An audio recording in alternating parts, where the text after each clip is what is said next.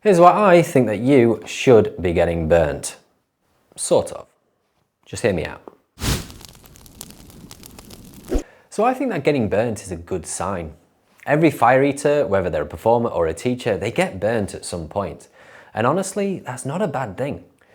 This is because progression is always tied to failure. If you want to get better at anything, you first have to mess it up. And in our world, that sometimes means getting burnt every now and then.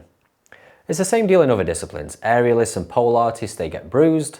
Poise spinners smack themselves in the face. And as a juggler, a lifetime of picking things up off the floor has left me with a bad back. Now, fire's no different. The mistakes just present themselves a little differently. That being said, burns should be small, quick to heal, and manageable. Nothing serious. If you're ending up with deep burns or lasting injuries, then that's usually a sign of poor safety or you're pushing yourself too far, too fast. Now, you might find that some fire manipulators, they very rarely get burnt, and usually there's a couple of reasons why. Firstly, they might be sitting safely inside their comfort zone, so safely in fact that they've stopped progressing and become stagnant. But secondly, they may already have reached the level that they need to be at, and they're happy to stay there. And honestly, that's totally fine. You don't always need to be leveling up. If your skills are working for you and you're performing confidently, then there's nothing wrong with holding steady.